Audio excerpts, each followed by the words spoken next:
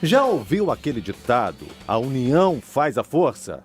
E não é que a torcida do Goytacás está experimentando na pele essa frase popular? A luta começou em maio, na verdade, quando a diretoria anterior anunciou que queria vender o estádio e encerrou as atividades de futebol pela primeira vez em 112 anos. A torcida se revoltou na época, começou a se organizar na internet. Hoje a gente tem um grupo de WhatsApp com quase 700 torcedores. Organizamos um ato no início de junho, fizemos um abraço ao estádio Ari de Oliveira e Souza. A imprensa começou a cobrir. Desde então a gente conseguiu aprovar uma lei na Câmara de Vereadores que torna o campo uma área não edificante, ou seja, hoje é proibido construir qualquer coisa em cima do campo do Goytacás. A situação do estádio, que foi a leilão no mês de maio por conta de dívidas trabalhistas, mas acabou não sendo arrematado, tomou um novo rumo.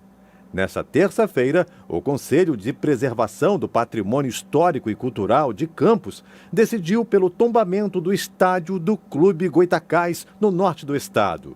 Por 11 votos a favor e uma abstenção, o Copan deferiu pelo tombamento em uma sessão aberta que contou com a presença de 45 torcedores. O Copan, ele funciona com história, arquitetura e lei.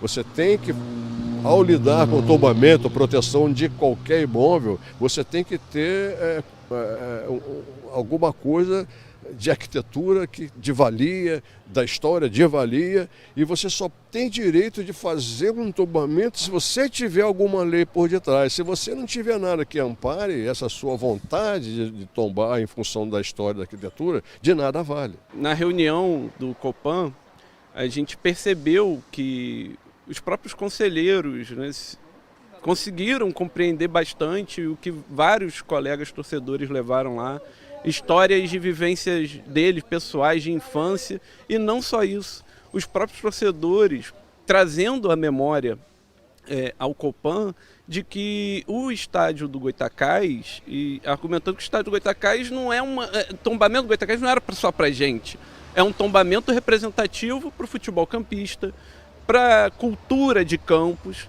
e também para o futebol brasileiro. A ansiedade tomou conta dos torcedores durante a sessão, mas assim que a decisão saiu, foi só felicidade. A emoção é um misto, né? Porque ao mesmo tempo que a gente fica muito feliz que é uma vitória, a gente também se sente mais incentivado a procurar outros meios de continuar o clube, porque, como bem foi colocado inclusive na reunião, o tombamento não é uma garantia de que o estádio ainda não corre risco de ser leiloado.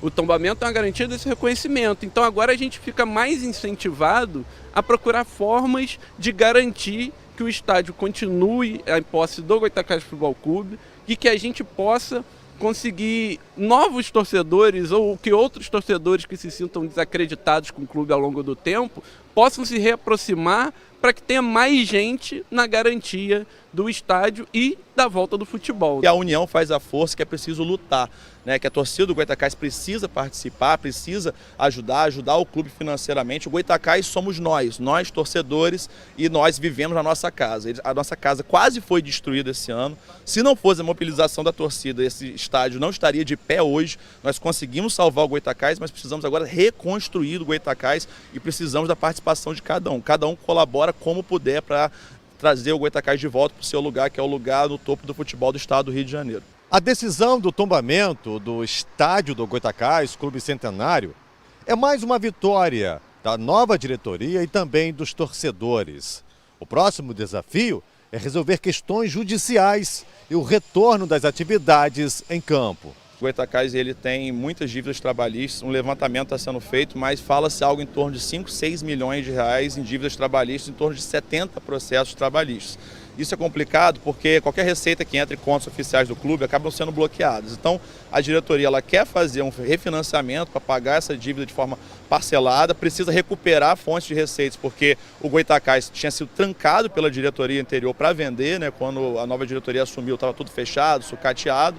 Ela está tentando recuperar as receitas e as receitas passam muito pelo futebol, porque o sentido da existência do Goytacás Futebol Clube é o futebol. A esperança nossa é uma só.